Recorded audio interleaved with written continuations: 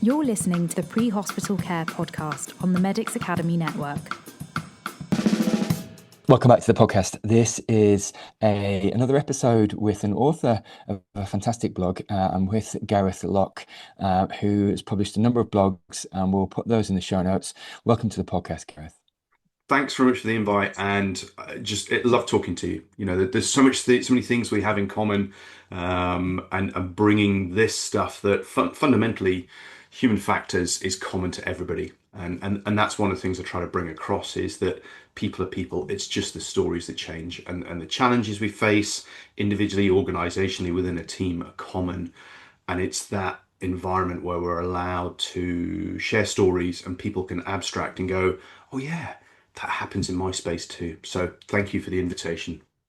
Oh, listen, that's exactly why I have you on the podcast, actually, Gareth, because like you said, there's so much crossover between the diving world and the pre-hospital world. And your blogs are always fantastic, a really insightful read.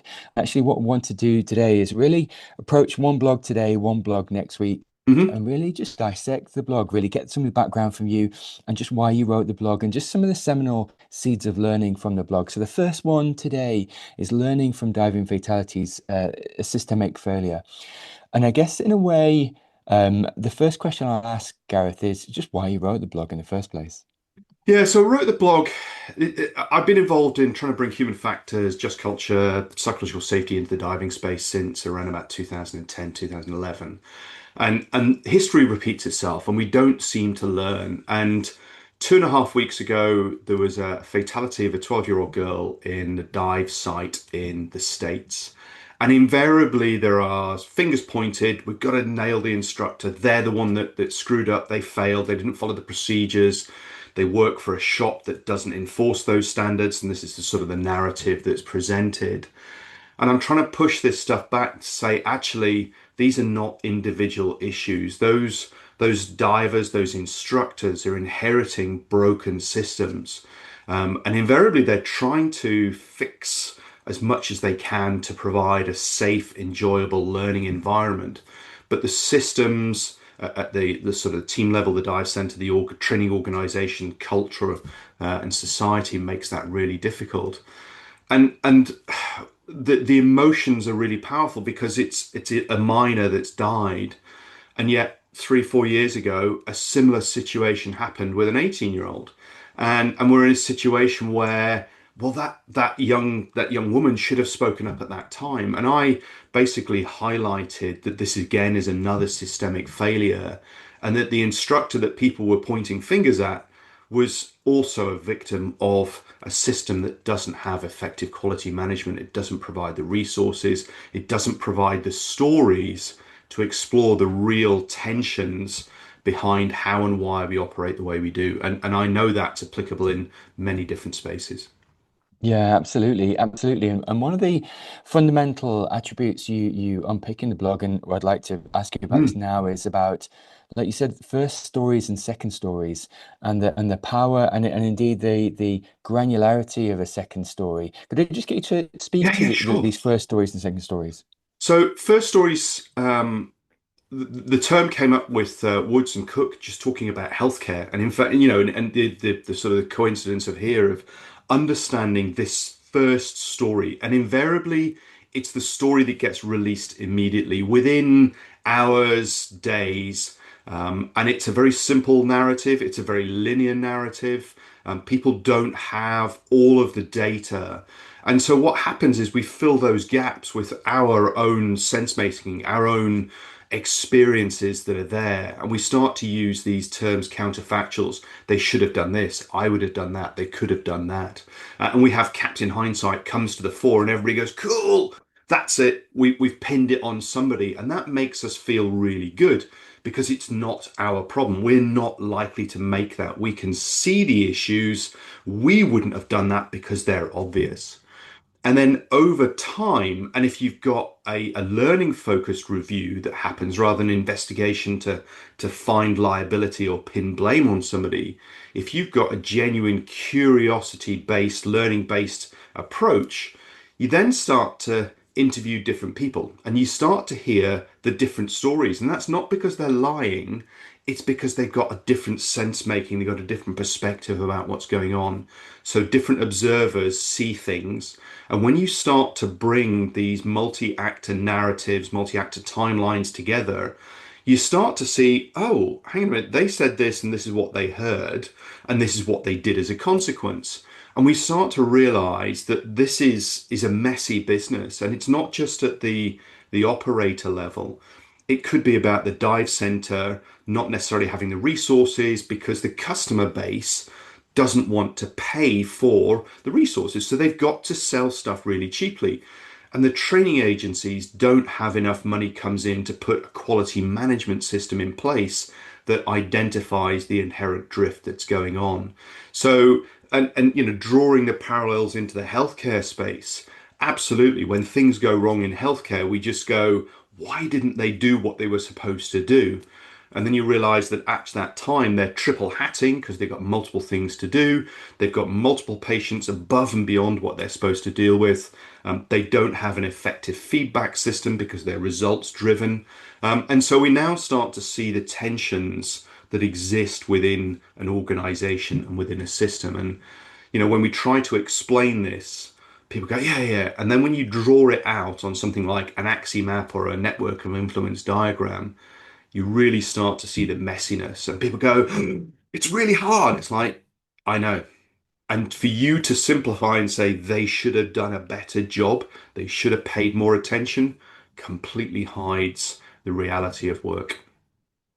Yeah, indeed, indeed, and like you said, it's understanding those multifactorial stresses.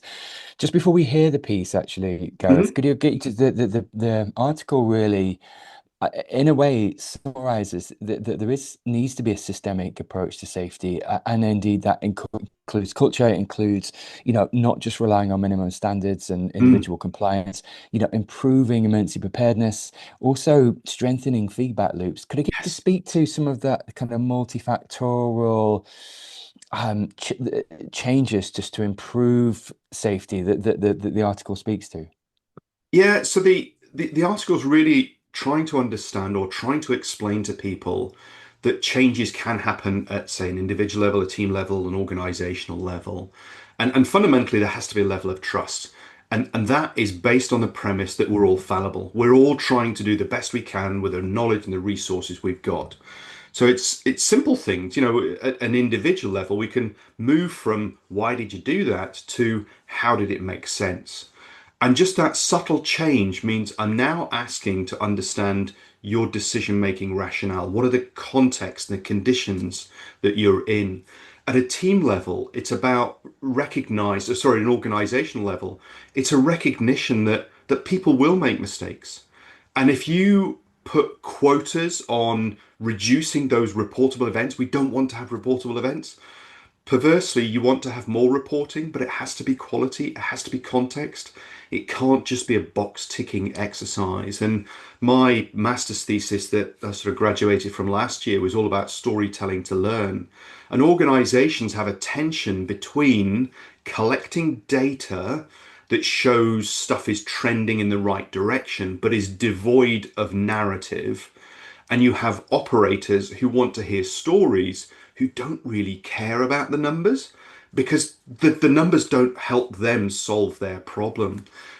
So one of the solutions that I chatted to a big oil and gas company earlier this week was creating an environment where you can tell those stories locally, and that's how local learning, the naturalistic decision making occurs where we hear those.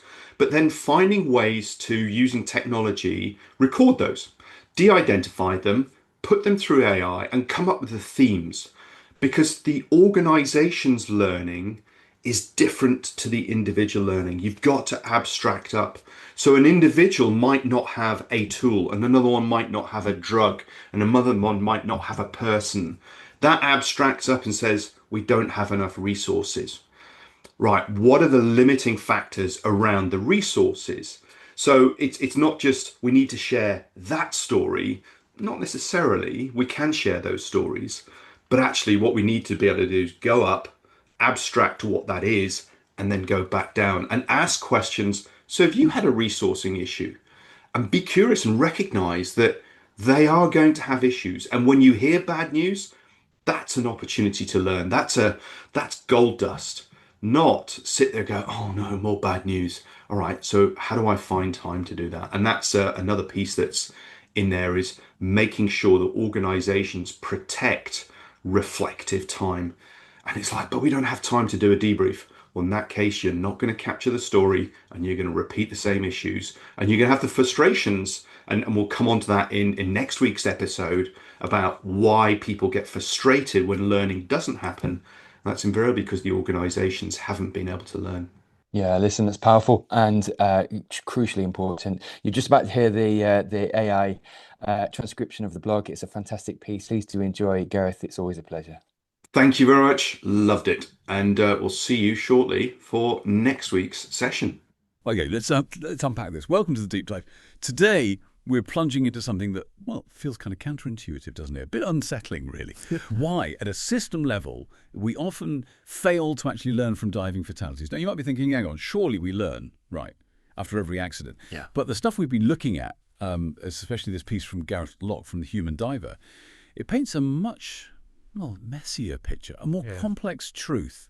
So our mission today is to kind of cut through that complexity for you, understand the why and what it means for anyone involved in diving, from casual divers right through to instructors. It's fascinating, isn't it? And quite sobering, actually, because those immediate explanations, the surface level ones you hear after something goes wrong, they almost always miss the real underlying issues. We're going way beyond just simple blame here. Beyond finding that one single cause, we're looking at the systemic conditions, the whole environment that lets these patterns repeat.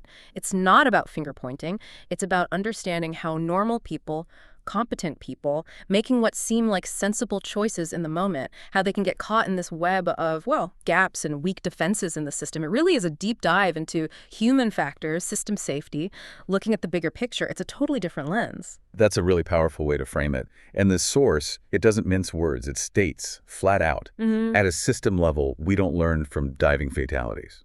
And it stresses, like you said, it's not about one person. It's deeply systemic. Cool. So, I mean, if the knowledge is there, if we have smart people involved, what's actually stopping us? Why isn't this system-wide view being taken? That's the million-dollar question, isn't it? And it's absolutely critical. Our source points to two key reasons, and they're linked. First, there isn't usually a formal learning-focused investigation process, one that's designed to look at the whole system, not just, fill out a basic incident report. And second, maybe even more critical, there often isn't someone clearly outside the immediate system, or at least someone independent with real power, That'll lead that change. to push for reforms across the board. So unless you get a huge event, something really emotionally charged or political that forces everyone's hand, real systemic change just struggles to get traction from within the industry itself. The unfortunate truth really is that there's often no compelling organizational incentive for that kind of deep change, not one that outweighs the daily pressures. Even though, individuals, instructors, agencies, they often do have the tools and insights available. It's just really hard to self-correct without a strong push, either external or internal. There's this line from a friend of the author, it really sticks with you. The diving industry doesn't have enough money to have a safety culture. Wow. Doesn't have enough money to have a safety culture. That says a lot, doesn't it, about the underlying pressures. And that brings us to a really key idea the source introduces. First stories versus second stories. This is where it gets really interesting, because how you tell the story seems to completely change whether we learn or not. But so what's the difference? Why does this matter so much? Well, first stories are just so tempting. They're neat, short, easy answers, right? They often talk about what failed or what someone should have done differently. You hear phrases like, oh, they failed to follow the procedure, or lack of situation awareness, poor leadership, maybe negligence. Kind of like, what is find someone to blame? A simple cause. And then often without realizing it, we feel a bit safer ourselves, That wouldn't happen to me. But these tidy stories, they feel satisfying, but they actually stop real learning. They shut down the inquiry too early. They don't go deep enough. Second stories, well, they're messier. Much messier. They don't just ask what happened, they dig into why it made sense for the people involved to do what they did at that specific time under those specific pressures. They look at the goals people were juggling, the tensions, the trade-offs they were making, the whole context, social, environmental, technical, even commercial pressures, everything. It's only by getting into those stories, the why behind the actions, the conditions people were working in. That's how we can truly learn. But, and this is crucial, to get those second stories, you absolutely need psychological safety. You need a just culture. People have to feel safe enough to share their mistakes, their near misses, their honest experiences without fearing blame or punishment. If you don't have that, all those vital insights, the uncomfortable truths, they just go underground. And we end up repeating the same patterns because we've only ever dealt with the surface symptoms, never the root causes. That makes total sense. But I imagine in the heat of the moment after an incident on a busy dive boat, how hard is it really to make that shift from the easy first story blame to digging for that second story context? It must take real discipline. Our sources also talk about how systems, even ones that seem solid, can slowly become less safe, almost without anyone noticing. It's called practical drift. What's actually going on there? How does the system drift like that? Oh, it's incredibly hard to make that shift, precisely because of those human tendencies we just talked about, the desire for simple answers. But not making that shift has serious consequences, which leads us right into practical drift. Look, any hazardous activity, and diving is definitely one, is never 100% safe. Never. So we build in margins, right? Safety buffers, clear procedures, backup plans, things to catch problems early. But if you don't have really effective feedback loops, ways of noticing when things are slightly off, and if you don't have vigilant oversight, those margins start to shrink. Other priorities, making money, saving time, convenience, maybe just becoming complacent, they start creeping in. And so people and whole organizations, they start to drift away from the official way of doing things, often without even realizing it, because, crucially, nothing bad has happened yet. It's this slow, quiet erosion of safety. The source gives a really powerful example, actually, nothing to do with diving, but illustrates the point perfectly. It was the accidental shoot-down of 2 U.S. Army Black Hawk helicopters by U.S. Air Force F-15s over Iraq. In that case, visual identification, which should have been a rock-solid safeguard, has slowly drifted in its practical meaning over time. What was supposed to be this really meticulous check became something much more casual, driven by operational pressures and assumptions, with absolutely tragic results. So, you see, it wasn't a sudden failure. It was a gradual, unacknowledged shift in how things were actually done. That's a sobering thought. Yeah. That your safety net can just degrade without a big alarm bell ringing. And you mentioned normalization of deviance too. That term gets thrown around, but I think maybe we misunderstand it sometimes. Can you unpack that a bit more? How does it relate to this drift, especially for diving? Yeah, absolutely. Normalization of deviance is often misunderstood. And honestly, in diving, it's sometimes been misused, maybe focusing too much on individuals consciously breaking rules. But the original concept, the really powerful one, comes from Diane Vaughn's work on the Challenger space shuttle disaster. What she found was amazing. In the O-ring failure that caused the tragedy, technically, no rules were broken in the way we normally think about it. Instead, NASA as an organization had, over years, slowly come to accept increasing levels of risk as normal. Things that were initially seen as problems, like unexpected erosion on the O-rings, gradually became redefined as acceptable, as within limits, because previous launches had still been successful despite these issues. The really critical shift at NASA, Vaughn argued, was moving from asking, show me why it's safe to launch, which puts the burden on proving safety launch, to asking, show me why it's unsafe to launch, which shifts the burden entirely onto proving danger, often an impossible task. So minimum acceptable standards effectively became the targets. Just meeting the minimum was seen as safe enough, even while the underlying risk in the system was actually accumulating. It creates this illusion of safety, especially if your feedback loops are weak or if compliance paperwork protects the organization more than real operational safety does. It's not about individuals being reckless, it's about the system collectively, gradually accepting more risk because the disaster hasn't happened yet. And you can see parallels in diving, right? When minimum training standards become the goal, not the starting point, or when small shortcuts that worked fine last time slowly become the standard practice. Wow, okay. That distinction really changes things. It's less about bad apples and more about the whole barrel, the whole mindset. Let's make this concrete. The source uses the tragic case of 18-year-old Linnea Mills as an example. Can you walk us through what happened there? What factors, both the immediate ones and the deeper systemic ones, lined up so tragically for her? Yeah, Linnea's story is just heartbreaking, and it highlights so many of these issues we've been discussing. She was doing an advanced open water adventure dive, and part of that was a dry suit experience dive in winter. So right away, you have multiple layers of complexity, a relatively new diver, a complex piece of equipment like a dry suit, challenging conditions. And it turned out she was significantly overweighted, something like 45 pounds of lead, which is, well, far too much for good buoyancy control, especially for someone new to a dry suit.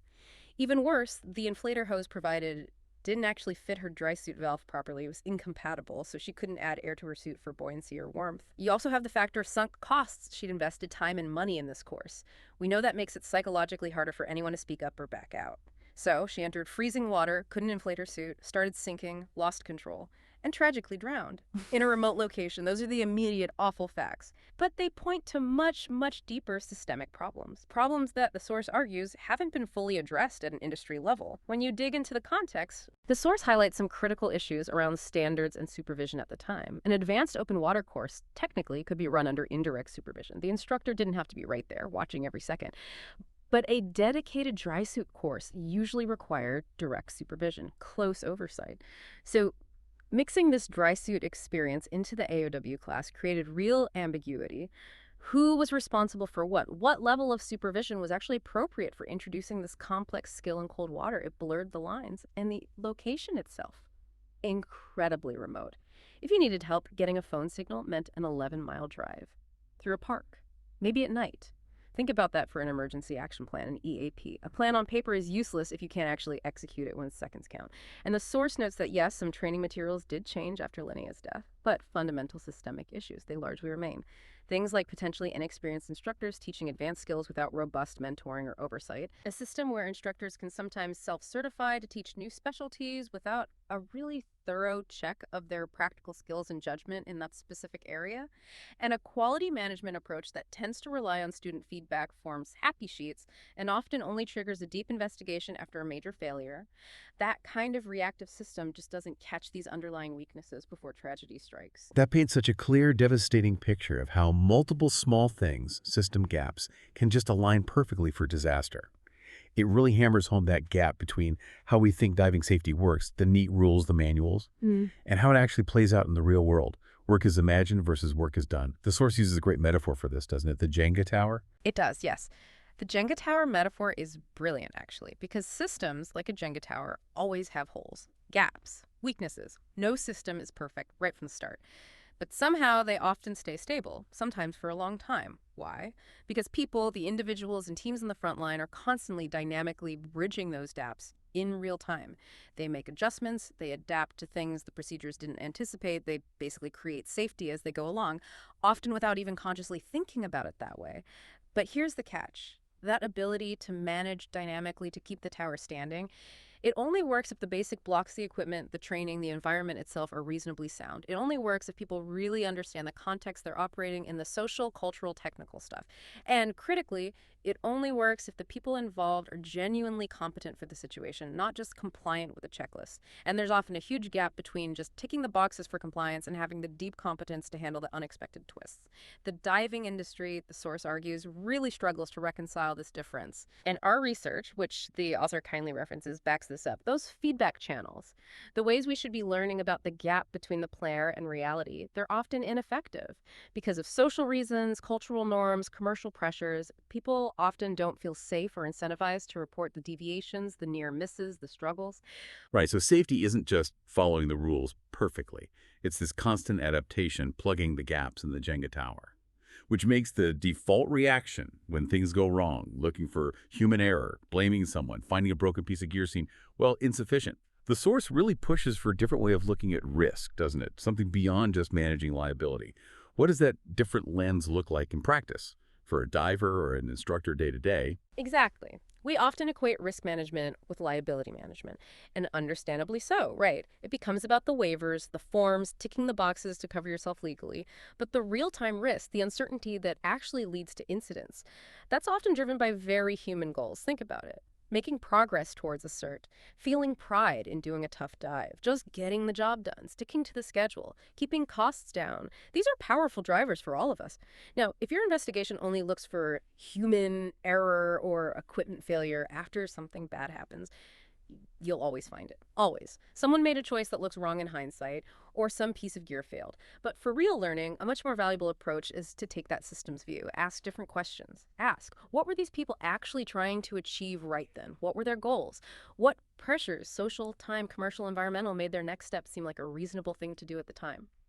From their point of view, what made it harder to do the supposedly right thing and easier to do the wrong thing?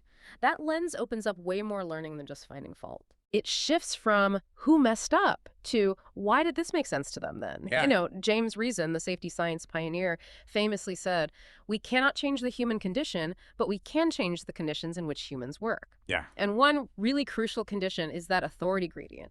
The power dynamics in a team or a class. Think back to Linnea Mills again. That reported, quote, "I guess I will be okay." That speaks volumes, doesn't it? About trust, maybe deference, maybe feeling unable to voice real concern or uncertainty. Just telling students to speak up if you're uncomfortable isn't enough. Not when all the subtle social cues and the instructor's actions might be implicitly saying, trust me, follow me, don't question. We have to actively create the conditions for people to speak up. Build genuine psychological safety. That means explicitly giving permission to pause, to question, to say no without any negative consequences. That's such a fundamental shift. From finding blame to understanding context and changing conditions. So, okay, we understand the problems, the lack of systemic learning, the drift, the gap between imagined and done work. How do we actually move forward? The source mentions a great quote from Todd Conklin. Safety is not only the absence of accidents, it is the presence of barriers and defenses and the capacity of the system to fail safely. What does building that capacity to fail safely actually look like?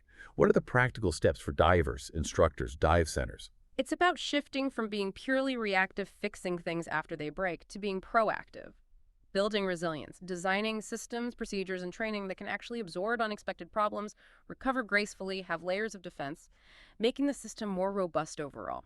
So first practical step, match the supervision to the real task, not just the course label. That dry suit experience dive, on paper it's part of AOW, but in reality it's complex, potentially high-risk introduction. Treat it like it deserves. Direct, focused supervision, lots of shallow water practice first. Prove the basics work before going further. Don't stack complex goals in a way that dilutes the focus on critical skills. Second, check compatibility, not just presence. Don't just see an inflator hose. Physically connect it, disconnect it. Test that gas actually flows freely into the suit or BCD valve. Make this a deliberate, mandatory step in your pre-dive checks, especially with rental gear or when mixing brands. Build in that pause for testing. Third, wait for control, then verify consistently. Being overweighted is a major risk factor. It kills buoyancy control. Make weight checks routine. Document them, especially when gear or conditions change. And don't rush new dry suit divers into challenging deep or cold water where they might feel pressured to continue even if struggling. Start shallow, build confidence. Fourth, design your emergency action plans for where you actually operate.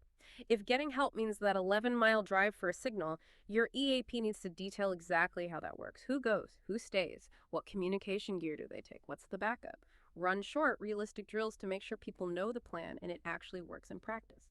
Fifth, actively manage the authority gradient. Explicitly tell students multiple times, it's okay to stop. It's okay to ask questions. It's okay to say no or I'm not comfortable. Use open-ended questions. How are you feeling about this? What would you like to change before we get in? Maybe use a tool like TED's Talk. Evaluate, decide, supervise to deliberately invite their input. Create that safety. Sixth, make feedback loops stronger and safer. Debrief every dive, not just the ones with problems. Ask what went well, what was tricky, what surprised you. Focus on the conditions and the near misses, not just the outcome. Remember, a good outcome can hide a messy process. Create spaces where people can share struggles without it being seen as weakness or incompetence. Maybe leaders can start by sharing their own learning moments. Seventh, plan the dive the plan as a guide, not unbreakable dogma. Plans often need adapting. Teach how to adapt safely. Reward good decisions to change the plan or call the dive entirely. Emphasize that getting back safely is the only non-negotiable part of the plan. Remove the shame or pressure associated with turning back. And finally, eighth, aim higher than the minimum standards. Minimums are just that, minimums. They're the floor, not the ceiling. If your focus is just meeting the standard, ask yourself what extra mentoring, scenario practice, or supervised experience would build true resilience, real competence, a bigger safety margin. That's a really solid practical list. It shifts the focus, doesn't it? From just preventing failure to actively building the capacity for success, even when things get tricky. You know, this whole deep dive really shows that, sadly, much of what contributed to tragedies like Linnea Mills wasn't entirely new.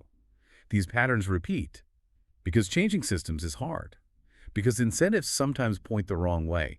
But as you've shown, and as the source highlights, change is possible. It mentions colleagues in areas like child welfare who have successfully used these exact human factors and systems thinking principles to save lives and even change laws. It's not impossible for the diving community to do the same. Absolutely. So maybe here's the challenge, the final thought for everyone listening. Try to consciously move past those easy, tidy, blame-focused first stories when you hear about an incident or even a near miss. Resist that urge to find the single cause or the idiot. Instead, cultivate a genuine curiosity about the deeper story, the context, the pressures, the conditions. Focus your energy, whether you're a diver, an instructor, or run a dive operation, on building that capacity in your teams, in your procedures, in your own skills. Build systems that can spot trouble earlier, adapt better, and yes, even fail sometimes, but fail safely without tragedy. That's the real path to getting better than yesterday, to truly learning from every single dive, good or bad. It really comes down to choosing curiosity and learning over judgment and blame. You're listening to the Pre-Hospital Care podcast on the Medics Academy Network.